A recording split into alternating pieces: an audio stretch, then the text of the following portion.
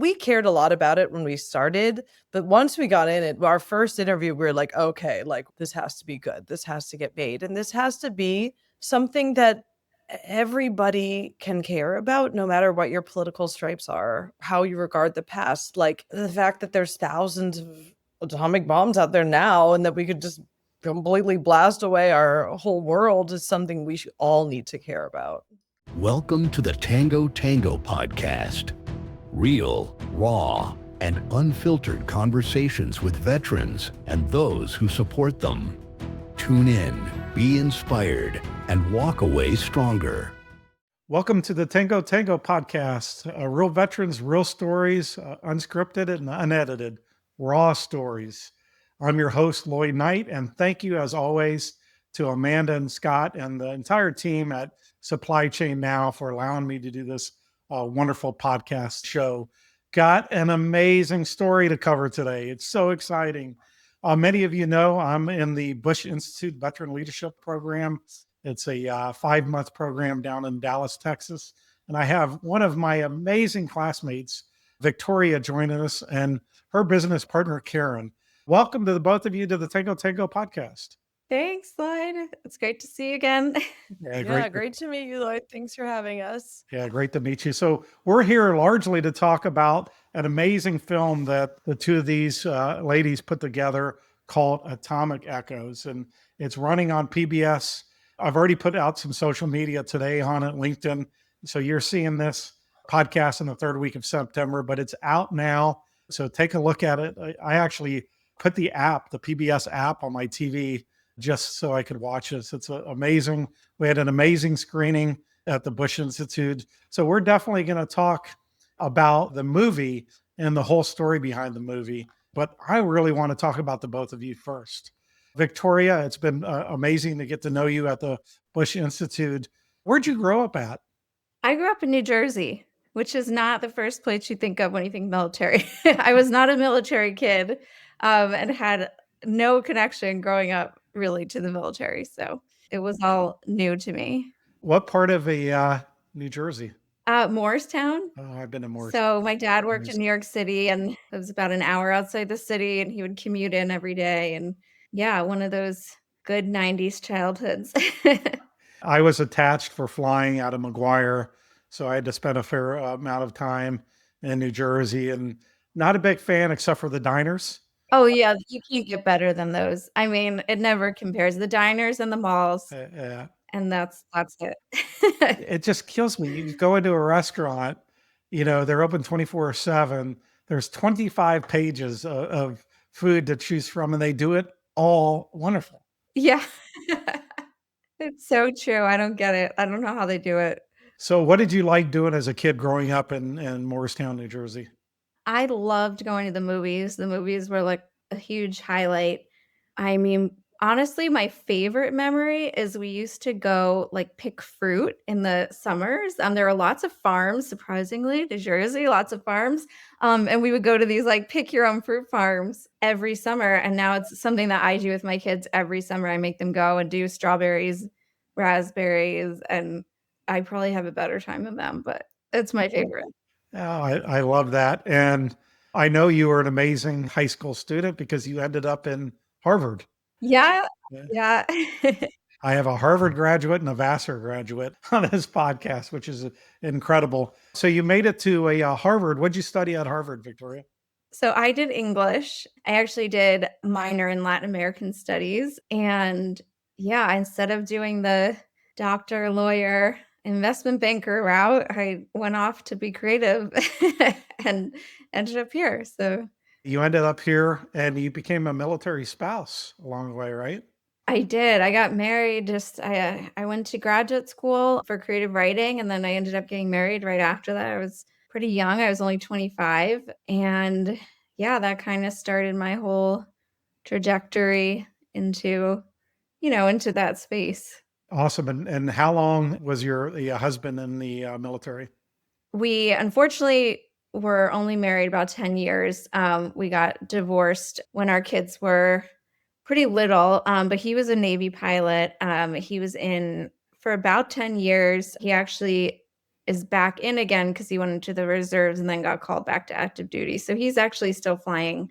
But I ended up getting remarried several years later. My current husband was a Marine veteran who fought in Iraq. So not purposefully ending up in another military marriage, but I actually love it. Like I love the community so much. So it's something that like we both have in common. So And Karin, where'd you grow up at? Yeah, so I'm from the DC area. I grew up in Bethesda, Maryland, just like a hop, skip, and a jump from the DC line. But I'm the first person, well, my brother and I are the first people in our family to be born here. So I say my parents immigrated on TWA. They came in the 60s. My dad is from Japan and my mom is from Belgium. Yeah, your dad is just the sweetest in the video. So, Yeah, uh, he like kind of became the movie star. He like didn't want to be in Atomic Echoes. He's 83.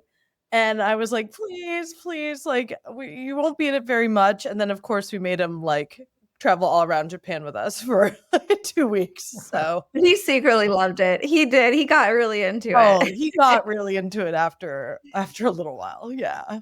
that's awesome. I'm quite the foodie. I love cooking. And I was watching this is like, I want to cook with your dad. He's the best cook. I don't know how other people grew up, but like my dad cooked me gourmet meals every day. And then when I went off to college, I was like, what is this? You call this food? No, I was very spoiled in childhood. But beside eating gourmet meals in childhood, what'd you like to do when you were growing up? I was really into sports and really into creating things. So I did gymnastics and track when I was growing up. And then I wanted to be a writer when I was 9. So I wanted to write books immediately. As soon as I could write, I was like, this is for me. And then I just liked writing stories, just making stuff, creating stuff. And then yeah, sports. I liked beating people on some sort of turf.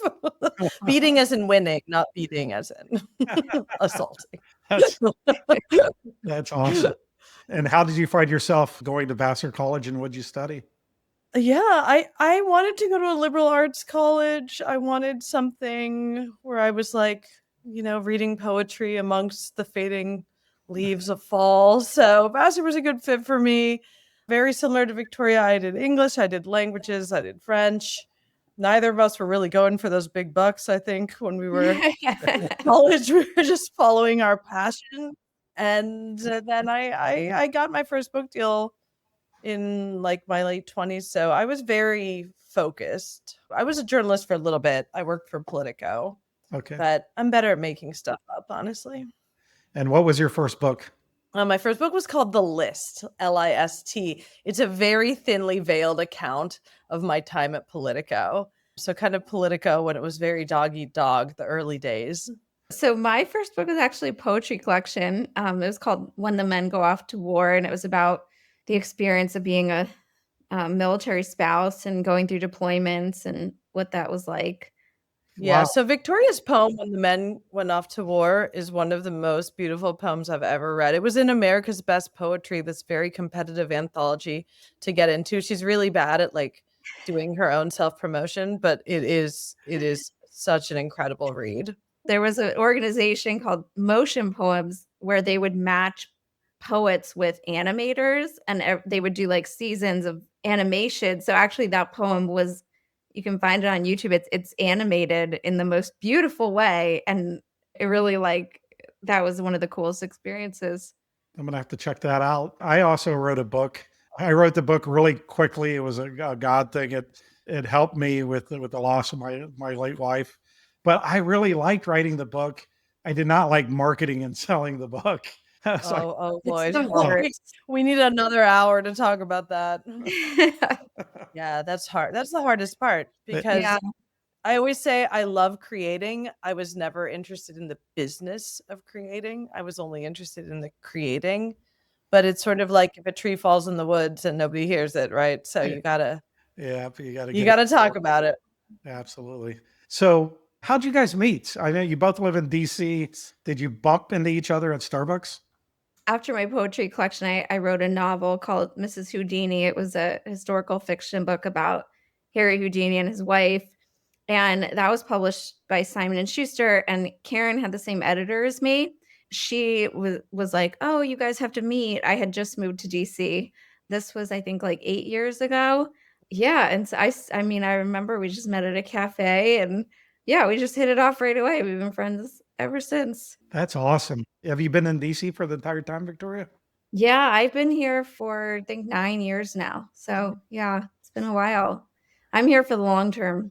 Yeah, good. So She can't leave. I'm not letting her. Yeah, yeah, and, I've got 3 kids now, and they're all in school, so, we just bought a new house, so I think we're settled. gotta love that. So turning over to the movie Atomic Echoes, now you can see it on PBS streaming. Whose idea was it? I know, Victoria, your dad was impacted. And if you see the movie, you hear the very personal story, and you have the flag. And that was always a part of your family story. What moved you to start really digging in and seeing that story that was going to be there? And then reaching out to Karin and knowing that, Karin's a Japanese heritage. She's Japanese American, that her family's amazing connections with the atomic bombs. When did you figure out there was a story there to be told? So my mom's grandfather was a medic in Nagasaki after the bomb, and he died when my mom was 13, my mom's father, and so I never met him, and so I would, as a kid, ask about him, what was he like, and he had a pretty severe drinking problem, and so she would always kind of brush it off, like, "Oh, well, he drank a lot," and I said, "Well, why did he drink so much?" And she said, "Oh, he was in Nagasaki after the atomic bomb dropped, so he saw a lot," and that was kind of just, always a story that was kind of there. And then when Oppenheimer, the movie, came out in 2023, Karin and I were talking about it, and that's when she realized that I also had this connection to Japan, which I had never brought up before because it was just a, random piece of family history. And we kind of just started talking about the atomic bomb and how it was portrayed in the film. And we ended up going to Japan to go to Hiroshima and Nagasaki. We took a trip together and tried to research our family's histories there. That was before the film even became anything. It wasn't even an idea at that point. We just wanted to know more. So Yeah, it was really piece by piece. I'm in an organization called the United States Japan Foundation. I was one of their young leaders, young quote unquote leaders, and they gave us some seed money. They gave us $5,000 to kind of research our family histories, and we thought about writing something, being that we're writers. And we went to Nagasaki and Hiroshima, and were able to really meet incredible people who were willing to help us. So we then approached a production company in the US, and we're like, we might make like a 5-minute educational film. And they were like, or an hour-long PBS documentary. And we were like, or that also sounds good. But it was like, it was a tiny little, it was a conversation. It was truly just a conversation amongst friends that became a realization that we had, my grandfather fought for the Japanese army, and Victoria's grandfather fought for the Americans, and here we both are with the same job in the same city as friends, and maybe there's something we can say about this. So yeah, we didn't mean exactly to make an hour-long documentary at first, and we certainly didn't set out to have to fundraise like $500,000, but these things came. All these things came.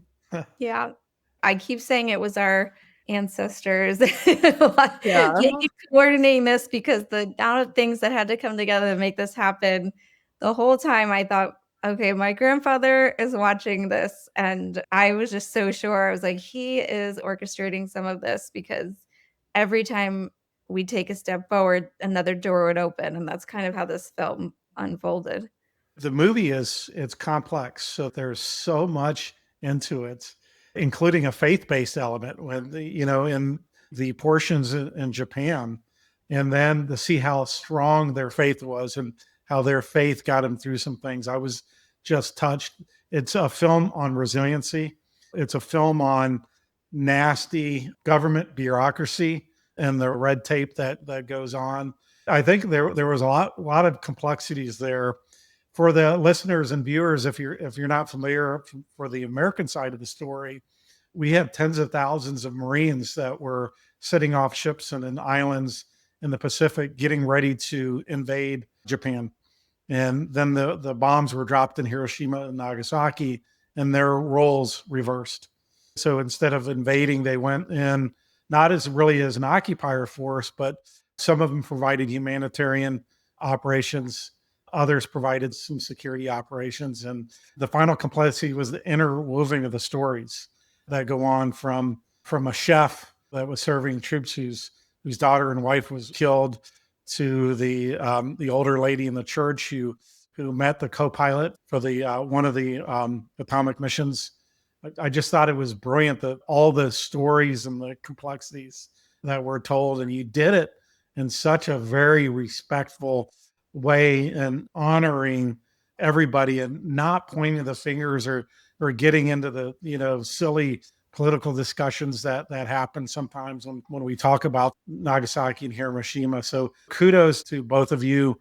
And I know while watching the video, you guys were just moved to tears. I'm sure on more occasions than were shown in that short hour movie.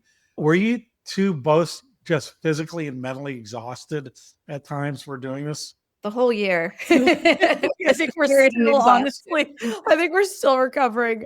I'm like the resident crier. I cried like every other hour making this movie. Just the stories were so emotional, so powerful, but sometimes very difficult to hear. You just wish you could go in there and change people's past, their access to help, that kind of thing. So it was a real emotional journey making it, but we cared a lot about it when we started. But once we got in it, our first interview, we were like, okay, like this has to be good. This has to get made. And this has to be, like you really poetically said, something that everybody can care about, no matter what your political stripes are or how you regard the past. Like the fact that there's thousands of atomic bombs out there now and that we could just completely blast away our whole world is something we should all need to care about.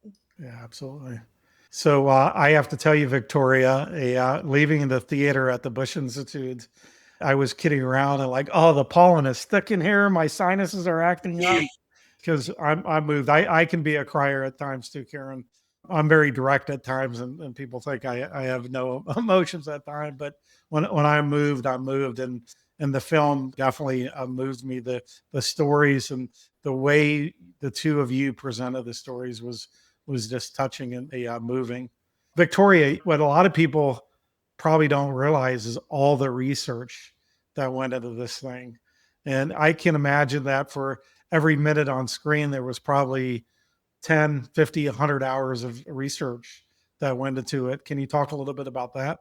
It ended up being almost a full-time thing because when we started, it was originally, okay, well, let's tell this story about, your families and how your past and their past intersected. And it was really like about our personal journey. But we said, well, let's see if we can find other veterans who are still alive who served in Hiroshima and Nagasaki, which was not an easy challenge because the youngest they would be 98. 80 years later, they would have been 18 at the youngest, maybe 17 if they squeezed in there at the end and went to war. But they don't have email. They're not, they're not on social media. They're not like out talking about this in the media. So what we had to do was like scour the internet and every kind of local paper for any mention of anyone who had been in either of those cities. And, the articles would usually be about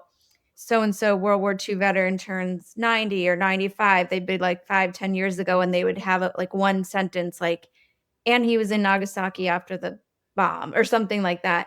And so then we would track down their family members, maybe message them on Facebook, try and figure out somebody who had the same last name and who might be related to them. And when we find the right one, could we talk to your parent, make sure they're still alive and, wanted to talk. It was really hard. And so we ended up We have 3 in the film, and then we spoke to 4 others during our research and ended up using those 3 for different reasons. One, we had tickets to fly to Alabama to interview one veteran, and he had a stroke 2 days before, so he couldn't do it.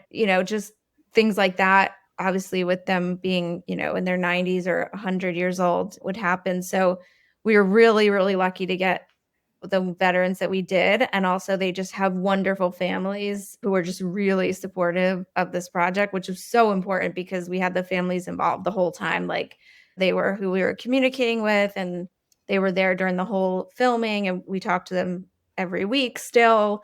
So we were just really lucky. We found the most amazing veterans and families through this. My mom's German, so she grew up in World War II Germany, and oftentimes when you go to talk about the past, they just want to forget the past. So, did you run into any roadblocks in the U.S. and then Karin in Japan of people saying, "Don't make this," just forget about it? Did you encounter anything like that? Our families, like, to start with. Let's start at home. Yeah, I think for our families, Victoria's mother had some negative memories of her dad because he was living with this PTSD, right? And so that was a hurdle to jump over, and you want to do it in a way that's respectful for your families. And my dad was like, so long ago, like, I don't know. And then you'd have these conversations, they would see how much we cared about this, and like little things would start coming out. And sometimes it was the same with the veterans. I think we kept hearing from the American veterans, nobody ever asked me. Nobody ever asked me my stories. Nobody's ever wanted to know. And that was very heartbreaking. But I think both in Japan, I approached people in Japan, and Victoria approached the veterans. We could say, like, hey, we have these personal connections to this. This really matters to us. We're going to do this in a very respectful way. But still, especially with the veterans, there were some that they didn't want to go back that far. They didn't want to relive that. And we, of course, respected that. And I think there's something that happens too, like, they spent their whole lives forgetting about it, but then as they've been older, you wanna make sure you pass these lessons along. So there was a lot of that where they wanted their stories to come out, because they have these stories and they want people to know them. And I think they pushed them aside for so long that, I think they were happy to be able to talk about it and also like to be recognized for it. They'd never before been recognized for that part of their service. I mean, they were honored for being in World War II, but like all those months after World War II that they spent in Japan, like, were just completely brushed aside. They weren't allowed to talk about it for many, many years, limited by the government. And I think it was just kind of refreshing that someone wanted to say to them, like, hey, you did something really meaningful. Yeah, absolutely. Karin, I've got to ask, have you planted a tree yet? Since you said you've never planted a tree. Haven't. See this gold manicure, Lloyd. The this is not, these are not planting hands. I have not planted the tree yet, but it's funny because you never know what's going to go in the movie, right? Like, we film hundreds, Yeah. I felt like Yeah. thousands of hours, and then I saw that and I was like, oh my gosh.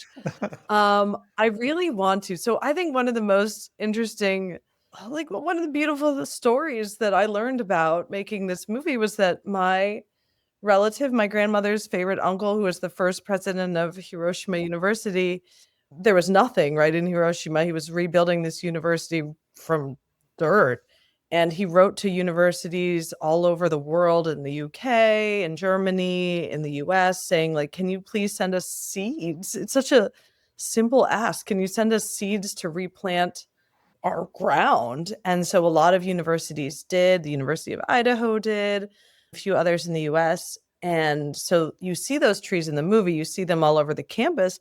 But now what's something that's very powerful in the US is to get seeds from trees that survived the bombs in Hiroshima. So it's like changed directions. He Wow. was asking for seeds to replant, and now the Americans and others want seeds from the trees that, like, survived, these survivor trees. So I'm gonna have to plant 2, I think, at this point. I'm gonna have to plant 2 trees. I can't wait to see the social media posts. Maybe it's going to appear in Atomic Echoes too.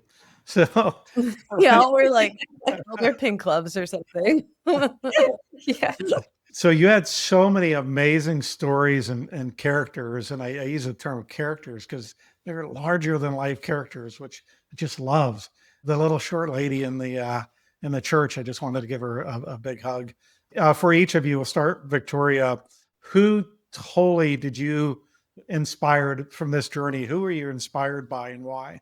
Micus, who was our Minnesota veteran, was the most impactful for me because of his emotion. He had the most severe case of PTSD among the veterans because of his job. He was 18 and he was in the army, and he was assigned to assist a small team of doctors, of American doctors and Japanese doctors, who went in after the bomb in Hiroshima and performed the autopsies on those who had died, and then also did medical exams on the survivors to document the damage that the bomb had done.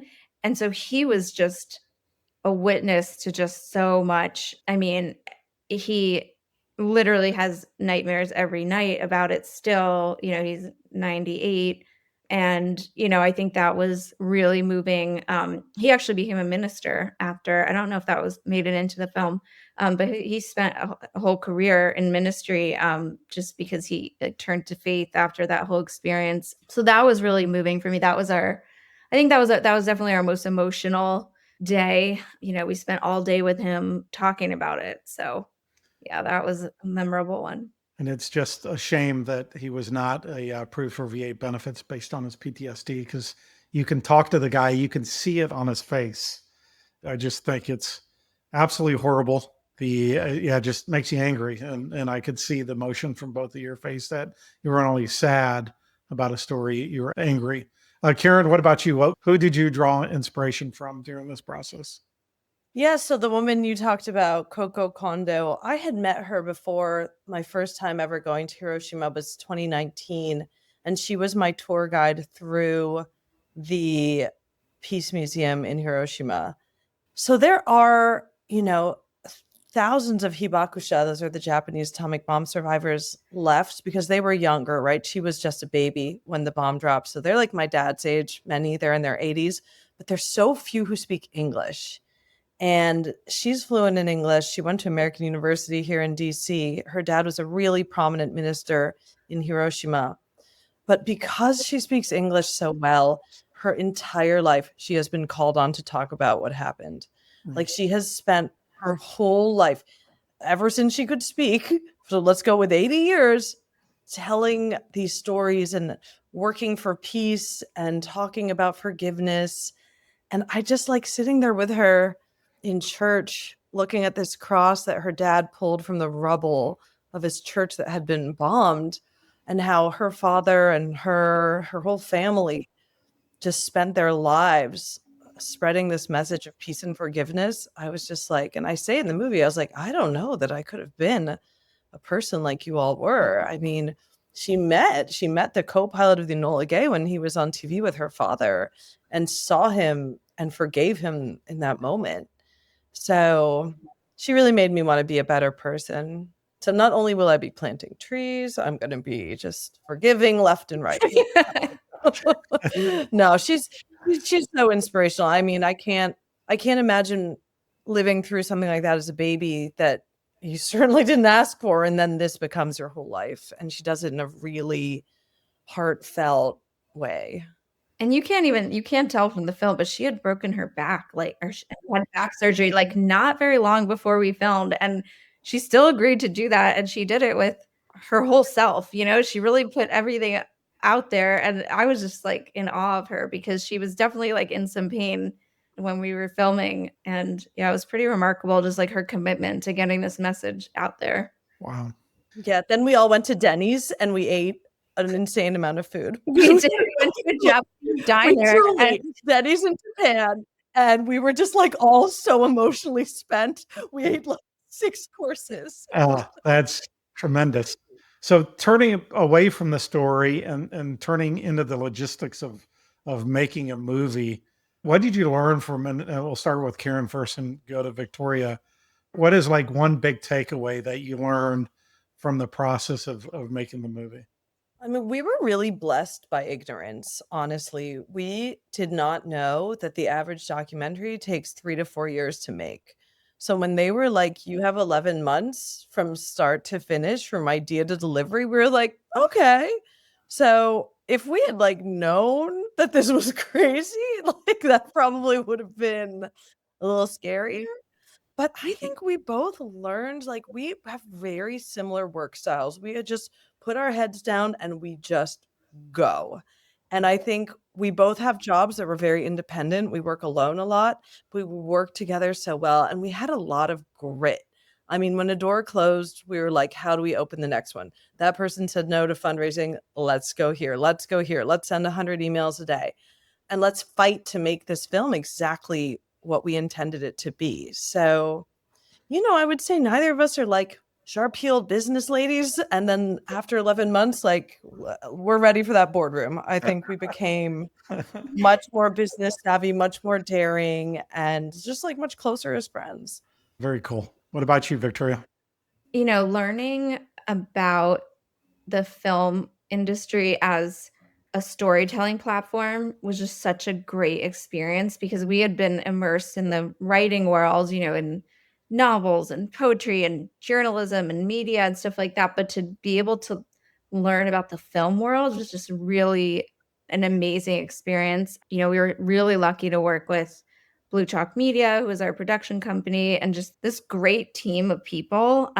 We have a female director, which is like rare in the documentary world, Beatrice Bissett, and then our director of photography, his name is Chris Janich, and he is just so amazingly artistic with the way he approached this film, and just like getting the chance to kind of watch how they worked and how they set up the shots and all of that. I felt like we did like this crash course in film. And that was just really cool. We brought the story side of it, we brought the fundraising side of it, we brought all these connections, but they brought like the art of it. And that was just really cool. Very neat. So is there going to be a follow on this subject?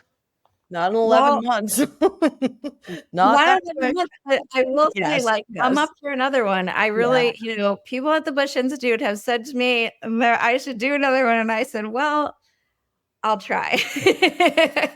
There are more stories to be told for sure. It's something we've been talking about over the past month or so. We're still really immersed in getting the word out about this film and just getting as much attention on these veterans who are in the film as possible and getting them the recognition that they deserve. So that's a lot that we want to focus on right now. But I mean, we're definitely thinking about the future too. Yeah, there's so many good stories to be told. I'm a big history buff and I was an enlisted aviator for 20 years in the Air Force and I got to fly to all the islands.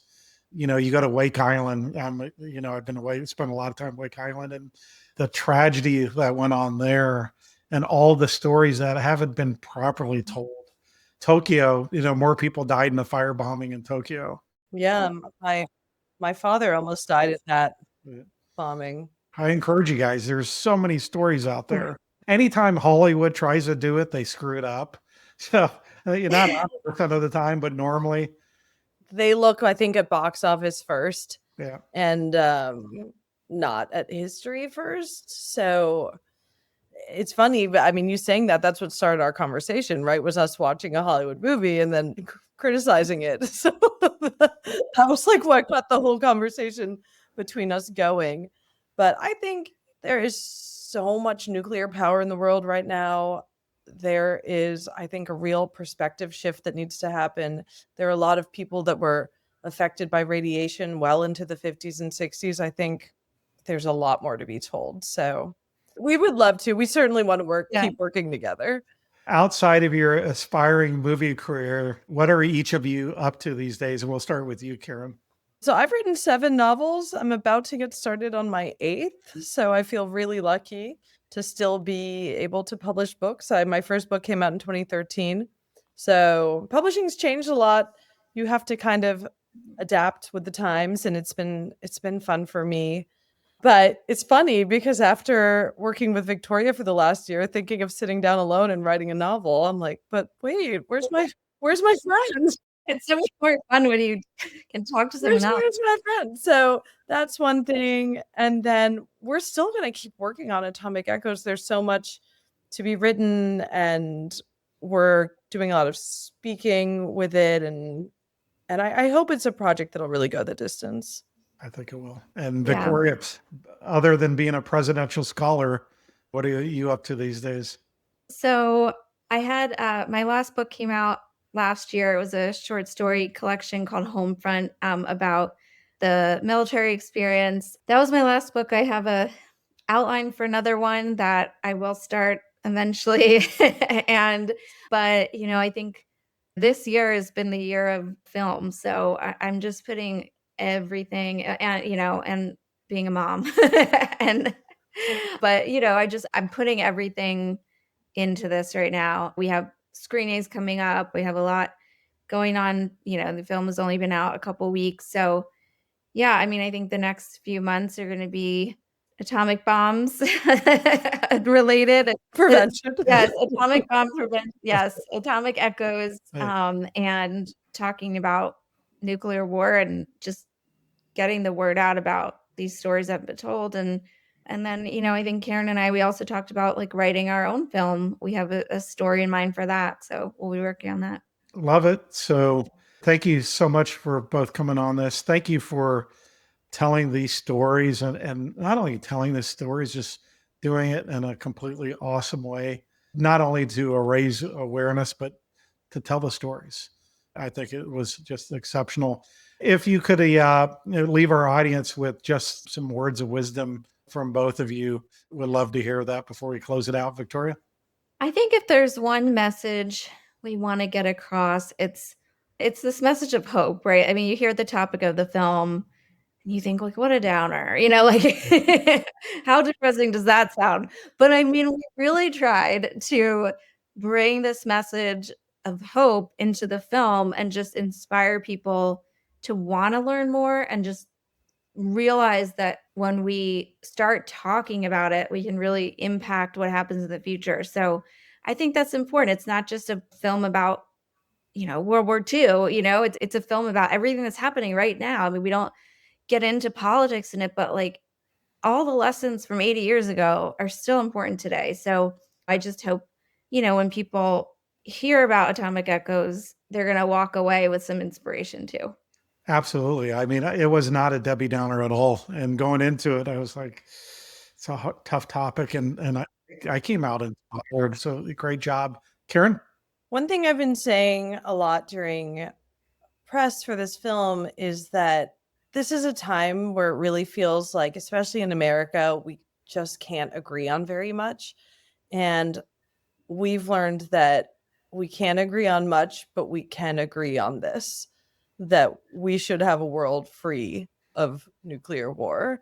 And just making something that we felt was important to every single person alive on this earth that really should be, was, like Victoria said, it made us hopeful because there's so much, we live in Washington, there's so much chitter chatter, bickering, etc. And to work on something that you feel that everybody can get behind, like that made us feel hopeful.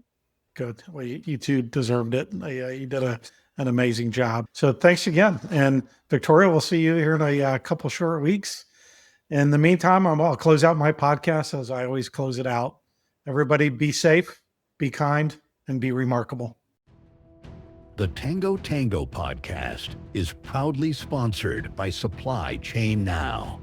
Join the Tango Tango community for more inspiring stories. Follow us on Facebook, X, and LinkedIn. Subscribe to the Tango Tango YouTube channel and follow and listen to Tango Tango wherever you get your podcasts.